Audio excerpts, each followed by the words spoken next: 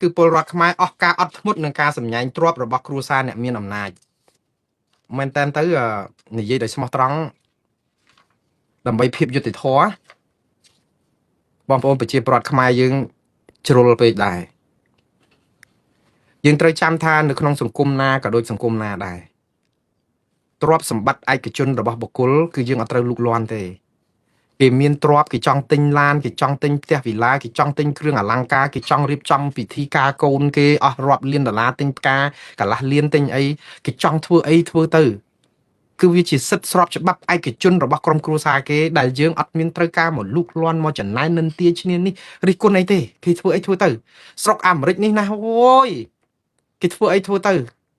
គេគ្មានអ្នកណាគេទៅឈឺក្បាលហាលថ្ងៃបើមួយថ្ងៃនៅតែអង្គុយរិះគន់អ្នកមានអញ្ចឹងងាប់ហើយអ្នកមានមហាសេដ្ឋីពេញទឹកពេញដីគេសង់វីឡានេះគេសង់វីឡានោះគេធ្វើពិធីនេះគេគ្រាន់តែជួនកាល birthday ឆ្កែគេមួយអស់ជាង$100,000អីហ្នឹងអូយយើងនៅជំរិញជំរិះនៅនេះហ្នឹងអត់បានរកស៊ីអីសោះអង្គនៅក្នុងឆ្នាំងអត់មានអាលីងអស់អាលីងយើងកំពុងតែខ្វល់រឿងក្រុមគ្រួសារគេនេះគឺជាការគិតខាតប្រយោជន៍ខ្លាំងមែនតើខ្ញុំថាបងប្អូនកុំរវល់រើសដុំថ្មចោលឆ្កែអីខ្ញុំនិយាយអំពីថារឿងច្រើនណាស់នៅក្នុងជីវភាពគ្រួសារបញ្ហាយើងដែលត្រូវដោះស្រាយយើងរវល់តែពីរឿងគេតែរឿងអង្គក្នុងឆ្នាំងរបស់យើងអត់មានខ្ញុំថាខ្មែរយើងកន្លែងហ្នឹងលឹះគឺយើងការគិតរបស់យើងគឺគិតខាតគិតអត់ប្រយោជន៍ឥឡូវនេះនៅលើបណ្ដាញសង្គម Facebook អូអត់ផុតសោះអូអត់ផុតនឹងស្អីគេអ្នកនាងយឹមឆៃលីននោះដែលជាកូនរបស់លោកយឹមឆៃលីបងប្អូនប្រហែលជាស្គាល់ហើយលោកយឹមឆៃលីគឺជាឧបនាយករដ្ឋមន្ត្រីនិងជាប្រធានក្រុមប្រឹក្សាស្ដារអភិវឌ្ឍវិស័យកសិកម្មនិងជនបទហើយលោកយឹមឆៃលីនេះគឺជាដន្លងដងស្នែងជាមួយនឹងលោកហ៊ុនសែនព្រោះអីកាលពីដើមតាមពិតអតីតដន្លងទេព្រោះអីពីមុនលោកហ៊ុនម៉ាណីដែលជាសពថ្ងៃជារដ្ឋមន្ត្រីក្រសួងមុខងារសាធារណៈហ្នឹងគឺគាត់ធ្លាប់ជាប្តីរបស់អ្នកនាងយឹមឆៃលីននេះគឺការជាមួយគ្នាមានកូនមានចៅហើយឥឡូវនេះមានកូនមិនទាន់ដល់ចៅទេឥឡូវនេះលោកហ៊ុនម៉ាណីហ្នឹងក៏លែងលះជាមួយអ្នកស្រីយឹមឆៃលីនហ្នឹងហើយក៏ទៅរៀបការជាមួយស្ត្រីផ្សេងបាត់ទៅអញ្ចឹងបានន័យថាអាពាហ៍ពិពាហ៍នេះគឺឈានដល់ផ្លូវបំបាច់ហើយអាហ្នឹងជារឿងគ្រួសារគេយឹមទឹកឈឺក្បាលអ្នកណាលែងអ្នកណាយកគ្នាអីអាហ្នឹងជារឿងសុភមង្គលរឿងបញ្ហាគ្រួសារគេយឹមទឹកឈឺក្បាលហាលថ្ងៃអីហើយគ្រាន់តែថាអ្នកនាងយឹមឆៃលីននេះគឺជាបងស្រីរបស់លោកយឹមលាក់បាទលោកយឹមលាក់ហ្នឹងគឺជាប់ក្នុងបញ្ជីខ្មៅរបស់ឈ្មោះនៅក្នុងរដ្ឋាភិបាលជាតិអាមេរិកដាក់ទណ្ឌកម្មអីតាក់ទងរឿងឆោបបោកអនឡាញរឿងអីហើយលោកយឹមលាក់នេះក៏ត្រូវអាជ្ញាធរថៃហ្នឹងរករឿងច្រើនដែរព្រោះគាត់មានភរិយាជាជនជាតិថៃហើយមានទ្រព្យសម្បត្តិច្រើនណាស់ព្រោះគាត់ជាទីប្រឹក្សារបស់រដ្ឋាភិបាលជាមួយនឹងលោក Ben Smith ដែលតាក់ទងជាមួយនឹងរឿងឆោបបោករឿងអីហ្នឹងគឺសឡកពឹសអីអញ្ចឹងទៅ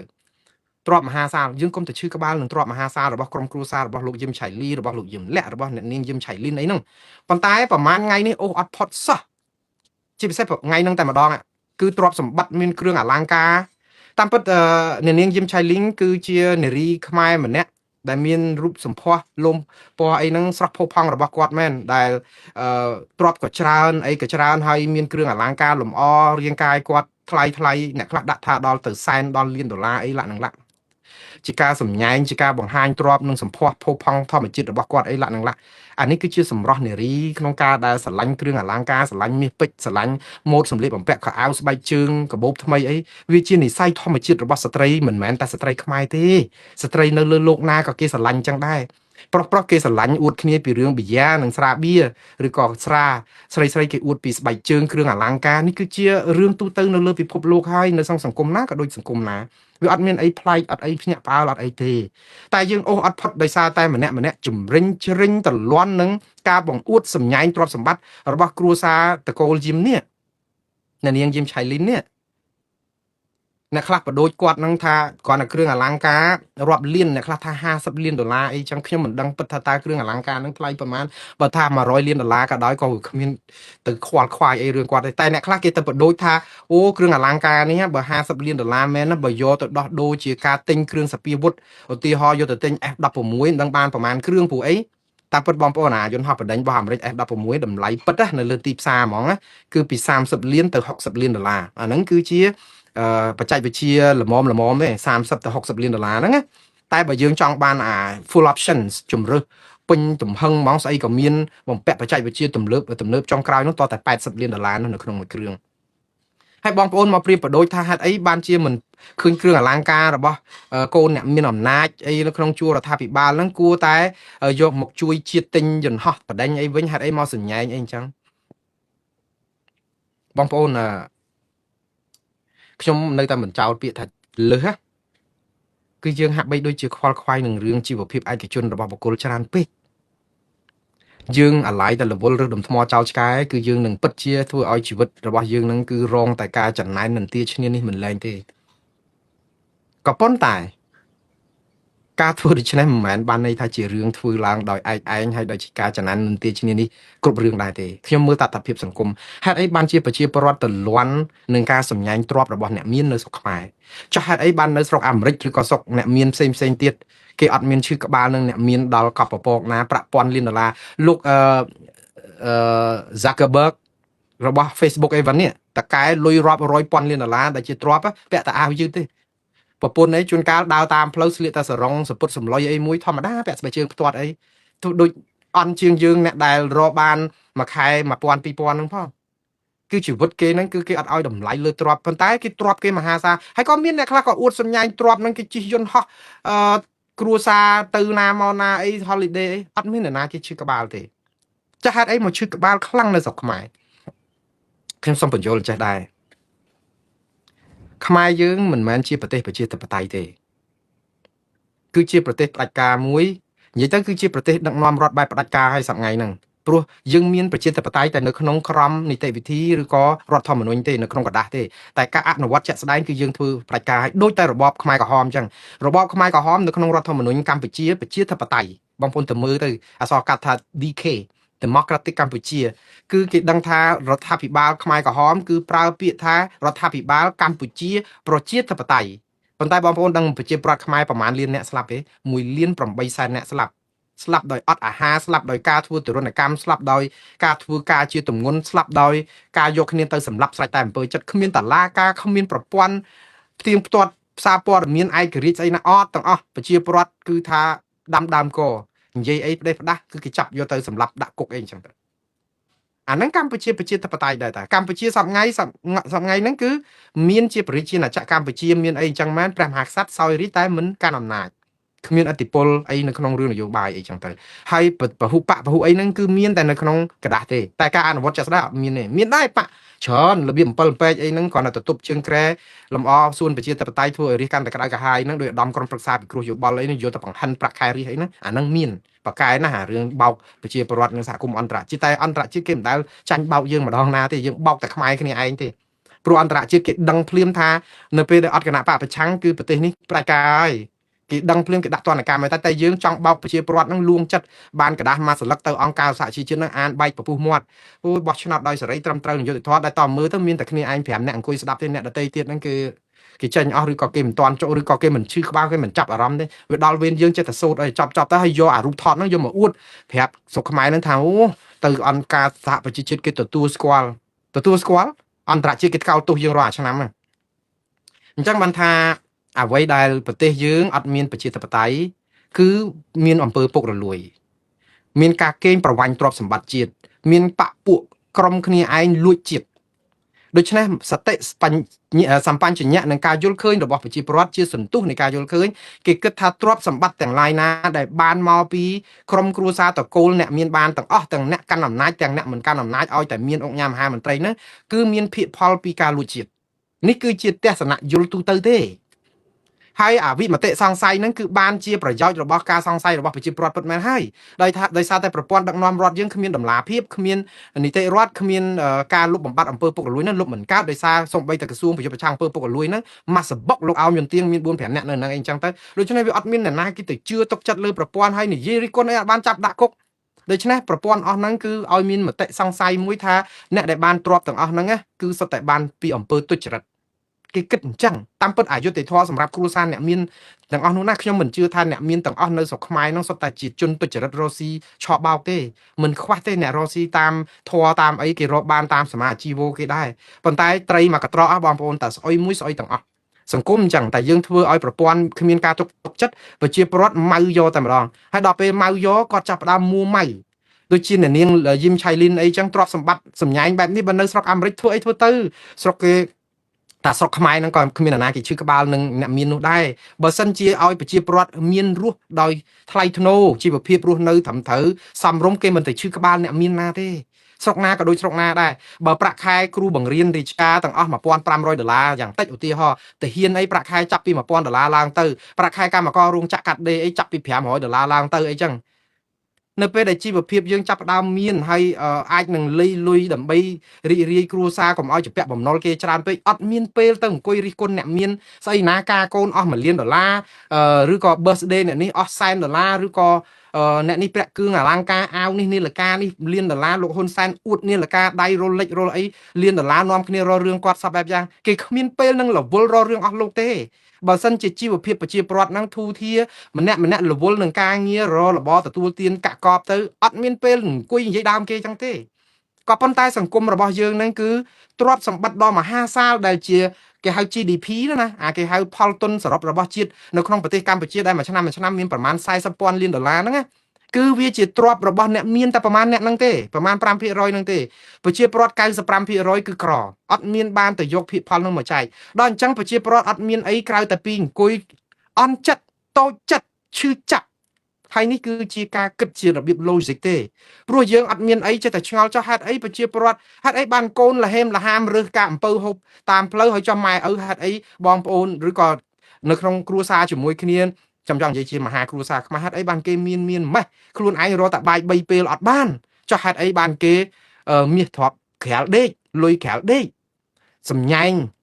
រឿងហ្នឹងអញ្ចឹងបងប្អូនគឺរឿងដោយសារតែគម្លាតឆ្ងាយដោយសារប្រព័ន្ធដឹកនាំរដ្ឋធ្វើឲ្យអ្នកមានគឺមានមហាសាលហើយអ្នកមានគឺភាគច្រើនដែលអាចលួចជាតិបានហ្នឹងគឺថាទប់ដូចទប់អត់បានហ្មងដូចទឹកបាក់ទំនប់ដោយសារអីប្រព័ន្ធពុករលួយប្រព័ន្ធលាងលុយប្រព័ន្ធអីហ្នឹងគឺវារៀលដាលបពពួកនិយមគ្រប់ក្រសួងគ្រប់មន្ទីរគ្មានប្រព័ន្ធផ្ទៀងផ្ទាត់អំណាចដូច្នេះឃើញដល់ពេលរដ្ឋយើងអត់មានប្រព័ន្ធផ្ទៀងផ្ទាត់អំណាចអត់មានគណៈបពប្រឆាំងគេអាចរករឿងអត់មានកសែតអីឯករាជ្យអាចរករឿងដើម្បីកោលទោសឲ្យស៊ើបអង្កេតអ្នកមានទ្រព្យអញ្ចឹងអ្នកមានទ្រព្យសម្ញែងស្រេចចិត្តបើសិនជាប្រទេសនេះមានច្បាប់ទម្លាប់ត្រឹមត្រូវតែចាយលុយខុសខ្ទង់ណាគឺគេមានគណៈកម្មការចោះស៊ើបអង្កេតគេមិនទៅធ្វើទុកបុកម្នេញយ៉ាងហោចណាក៏ជំរះមន្ទិលហេតុអីបានលុយមកច្រើនម៉េះហេតុអីបានជាលោកហ៊ុនសែនមានលុយឲ្យសពូនមានដុល្លារដល់$100,000សាមបន្ទឿន$100,000ទីសវណ្ណថាអាចដល់$1,000,000បានលុយមកពីណាដល់ពេលគេស៊ើបអង្កេតទៅយូរទៅអត់ហ៊ានសម្ញែងទ្រព្យអញ្ចឹងអត់ហ៊ានធ្វើអីក្ដួងក្ដាំងឬក៏ធ្វើដោយប្រជាប្រដ្ឋលើកក្រោយលែងរិះគន់ដែរព្រោះអីហ្នឹងគេធ្វើអីធ្វើលុយគេតែគេបានមកដោយសុចចិត្តឥឡូវគឺបានមកដោយស្អីក៏ដោយក៏ប្រជាប្រដ្ឋគិតថាបានលួចជាតិដែរហើយការដែលប្រជាប្រដ្ឋថ្នាក់ជាមួយនឹងអ្នកមានហ្នឹងមិនមែនចំណែនទ្រព្យពួកគាត់ទេគឺមួម៉ៅក្តៅក្រហាយនឹងជីវភាពខ្លួនឯងនឹងវាខ្វះខាតពេករដ្ឋនឹងវាក្រពេកហេតុអីបានជាទៅមានតែមនុស្សម្ដុំចុះហេតុអីបានទ្រព្យនឹងអត់បានចែកទៅឲ្យប្រជាពលរដ្ឋដែលខ្វះខាតក្រីក្រផងទៅហេតុអីក៏មានយ៉ាងនេះហើយមានហ្នឹងគឺមិនមែនអ្នករស៊ីធម្មតាទេគឺសិតតែជាប់ខ្សែដងស្នេហ៍ជាមួយលោកហ៊ុនសែនទៀតចុះអាទ្រព្យសម្បត្តិហ្នឹងទៅវានៅតែអ្នកតកូលអ្នកមានហ្នឹងចុះអ្នកក្រគ្នាបានអីតែប៉ុណ្្នឹងទេបងប្អូនអញ្ចឹងដើម្បីទប់ស្កាត់លុបបំបត្តិអាការដែលសម្ញែងទ្រព្យហ្នឹងកុំឲ្យគេជ្រិញអ្នកឯងអួតអីអួតទៅគឺធ្វើឲ្យប្រជាពលរដ្ឋមានហូបគ្រប់គ្រាន់ទៅហើយឲ្យប្រព័ន្ធដឹកនាំរដ្ឋនឹងវាល្អទៅកុំឲ្យមានអ្នកមានកប់ពពកអ្នកក្រជ្រកក្រមអាចលេនអញ្ចឹងអាហ្នឹងនៅចំណែនគ្នាគ្មានទីបញ្ចប់ទេហើយអូអត់ផុតរឿងព្រំដែនទឹកដីអីទៅដល់ណាទុកម្ដុំសិនណាគឺតាក់តងរឿងអ្នកនាងយឹមឆៃលីននឹងសិនទៅអូអត់ផុតទេបងប្អូនបានហើយឈប់រើសដុំថ្មចោលឆ្កែបើបងប្អូនចង់ឈប់ជ្រិញជាមួយនឹងអ្នកសម្ញែងទ្រព្យហើយកុំឲ្យអ្នកសម្ញែងទ្រព្យហ្នឹងមានទ្រព្យសម្ញែងក៏គ្មានន័យអីដែរដូចនៅអាមេរិកនេះគ្រឿងអលង្ការមាសពេជ្រហ្នឹងបងប្អូនហើយដូចគ្រឿងកលៃចឹងគ្មាននរណាឲ្យតម្លៃសុំបីតែបន្តិចបងប្អូនមួយចំនួននៅងប់ងល់នឹងអាទ្រព្យសម្បត្តិហ្នឹងស្មានតែនៅស្រុកអាមេរិកនេះមកដល់គឺគេអត់ខ្វល់អ្នកឯងជិះឡានអីអ្នកឯងនៅផ្ទះអត់មាននរណាឈឺក្បាលទេគេឈឺក្បាលតែមានការងារធ្វើមានបាយហូបមានសម្លៀកបំពាក់ស្លៀកពាក់ត្រឹមត្រូវបើទៅដល់ទៅភោជនីយដ្ឋានញ៉ាំការគេធ្វើម៉េចឲ្យទៅដល់កន្លែងគេហ្នឹងតាន់ពេលវេលាអីអញ្ចឹងទៅអត់មានខ្វល់រឿងអ្នកឯងជិះកតុំរុយជិះយន្តហោះអីជិះទៅអត់មានឈឺក្បាលអាលីងនេះដោយសារអីដោយសារគេមានការគិតខុសគ្នាអញ្ចឹងខ្មែរយើងគិតអត់បាននៅវល់ហ្នឹងអត់ទៅមុខរួចនៅវល់ដោយសារអីយើងវាក្រពេកអញ្ចឹងសូមឲ្យសង្គមនេះគឺឲ្យវាមានតម្លាភាពឲ្យវាមាននីតិរដ្ឋឲ្យវាមានប្រជាធិបតេយ្យឲ្យវាមានជីវភាពរស់នៅធូរធារសមរម្យទៅអ្នកឯងអ្នកមានធ្វើអីធ្វើទៅគេមិនឈឺក្បាលទេអួតអីអួតទៅយូរទៅអួតលែងអួតតែគ្នាគាត់ទៅឥឡូវហ្នឹងវាអួតទៅវាទៅលន់ដល់អ្នកក្រដែរដោយសារអីគ្នាឃើញរាល់ថ្ងៃគ្នារត់តែស្បែកជើងពាក់អត់បានហើយតើទៅមើលឯងពាក់សេគ្រឿងអលង្ការរាប់សែនរាប់លានដុល្លារនៅណាគេមិនចំណានលោកហើយប៉ុន្តែម្ដងទៀតបងប្អូនអហោសិកម្មឲ្យពួកគាត់ទៅ ហើយត្រូវតាំងចិត្តថាដើម្បីឲ្យពួកគាត់សាបអតិពលណាគឺបោះឆ្នោតផ្លាស់ប្ដូររបៀបដឹកនាំរដ្ឋសប្តាហ៍ថ្ងៃហ្នឹងទៅខ្ញុំមិនខ្វល់ថាបោះឆ្នោតឲ្យតកូលណាកាន់អំណាចទេខ្ញុំខ្វល់ថាបើរឿងយើងធ្វើដដែលហើយរំពឹងថាបានលទ្ធផលថ្មីគឺបងប្អូនដូចនឹងសាច់រឿងដែលខ្ញុំថាយកផ្លែប៉មមកចិត្តហើយយើងបោះឆ្នោតឲ្យគណៈបព្វជិជនមួយអាណត្តិយំមួយអាណត្តិណាត់ក្រោយបោះទៀតយំទៀតឥឡូវរហូតដល់អស់ទឹកអស់ដីទៀតយំទៀតហើយទៅបោះឲ្យគាត់ទៀតយំទៀតហើយទៅមកបន្ទោសអ្នកណាបងប្អូនកុំបន្ទោសទេវតាប្រអិនប្រព្រំបន្ទោសខ្លួនយើងព្រោះសន្លឹកឆ្នោតមកសន្លឹករបស់យើងនឹងជាអ្នកសម្រេចជោគវាសនារបស់ប្រទេសជាតិយើងគិតថាបោះឲ្យគាត់ទៀតទៅហើយអង្គុយយំទៀតទៅខ្ញុំនិយាយនេះណាមិនមែនចង់ឲ្យបងប្អូនបោះឆ្នោតទម្លាក់គណៈបព្វជិជនអីទេគណៈបព្វជិជនកាន់អំណាច100ឆ្នាំទៀតក៏ខ្ញុំអត់ជឿក្បាលដែរបើសិនជាគណៈបព្វជិជនកម្ពុជាកែប្រែអ្វីដែលជាកំហុសឆ្គងដែលខ្លួនធ្លាប់ធ្វើសប្ងៃឲ្យទៅជាល្អឡើងវិញបោះឆ្នោតគាត់ទៀតទៅខ្ញុំអត់មានឈឺក្បាលទូមនិញអីទេតកូលណាក៏ដោយកាន់ប្រទេសកម្ពុជាខ្ញុំអត់ខ្វល់ទេតកូលហ៊ុនតកូលទាតកូលសុកតកូលសតកូលរងតកូលសំតកូលកំតកូលថាច់តកូលអីបងប្អូនខ្ញុំនៅតែថែមពាក្យតកូលថាច់នៅក្នុងហ្នឹងតកូលសឿននៅក្នុងហ្នឹងទៀតឲ្យបងប្អូនខ្មែរកម្ពុជាក្រោមបានមកកាន់ប្រទេសអីក៏កាន់ទៅអត់មានខ្វល់អ្នកណាកាន់ទេសំខាន់គឺកុំខ្វល់រឿងឆ្មាសបល់ប្រមាណក៏ដោយឲ្យតែឆ្មានឹងចេះចាប់កណ្ដុរ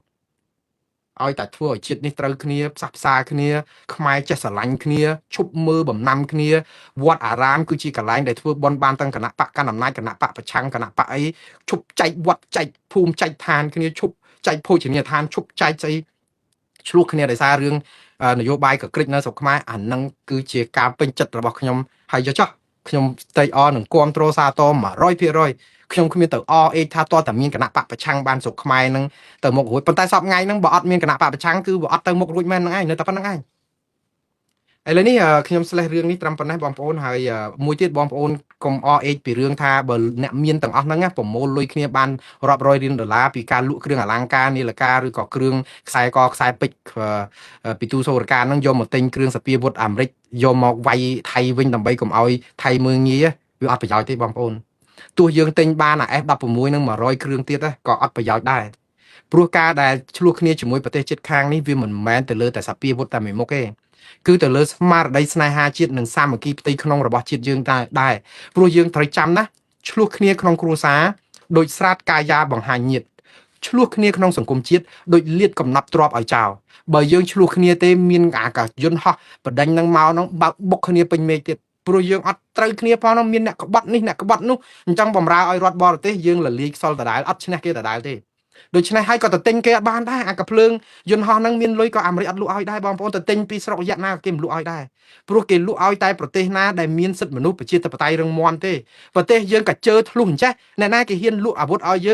យើងយកអាវុធទៅឲ្យចៅឬក៏អ្នកដែលផឹកស្រាដែលអង្គើហឹង្សាប្រទេសផ្ដាស់វាយកូនចៅបែកក្បាលបែកក្បូនដាក់ទៅកាលមុនបើគ្រាន់តែមានខ្សែក្រវ៉ាត់វាយត្រឹមបែកជាំខ្លួនពេញខ្លួនតោះឥឡូវឲ្យដបងឆក់ទៀតបែកក្បាលដេ10ធ្នេហើយចាំបើឲ្យកបិតឲ្យកភ្លើងទៀតបាញ់កូនចៅខ្លួនឯងស្លាប់អស់បាត់ហើយគេមិនលក់ឲ្យយើងទេហើយមិនបាច់ឆ្ងល់ទេយកលុយទាំងអស់មកហ្នឹងក៏គេមិនលក់ឲ្យដែរហើយកុំថាអីអាមេរិកដកស្អីគេទណ្ឌកម្មលក់សពាវុធឲ្យកម្ពុជាហ្នឹងថាអាមេរិកលក់គ្រឿងនេះឲ្យអត់ទេចរិតរបស់យើងដោយសពថ្ងៃកុំទិញស្អីបានពីអាមេរិកមិនលក់ឲ្យទេមានលុយក៏ទិញមិនបានដែរសាកចង់ភ្នាល់សាកព្រោះយើងចរិតរបស់យើងអញ្ចឹងយើងទៅចាត់ទុកអាមេរិកគឺជាប្រទេសសត្រូវរបស់យើងខົບខិតជាមួយលោកកឹមសុខាចង់រំលាយផ្ដួលរំលំរដ្ឋាភិបាលកម្ពុជាហើយឥឡូវចង់ទៅទិញ F16 ពីអាមេរិកយកមិនយកបច្ចេកវិទ្យារបស់ប្រទេសមួយដែលយើងចោទគេថាចង់ផ្ដួលរំលំយើងយកមកអញ្ចឹងបានគេបញ្ចូលបច្ចេកវិទ្យាឲ្យយកមករំលាយយើងស្រាប់បើកឲ្យយកមកទម្លាក់នៅទួលកសាំងហ្នឹងទៅមិនយករត់នឹងរត់យើងចោទថាគេឈ្លានពានយើងវាអត់ទៅមុខរួចទេបងប្អូនយើងទៅមិនឆ្ងាយទេយើងបានតែអួតបានតែអីហ្នឹងប៉ុន្តែបើយើងនិយាយអំពី logic គឺយើងអត់ធ្វើត្រូវទេអញ្ចឹងហើយបានជាខ្ញុំចិត្តតែទៀមទាថា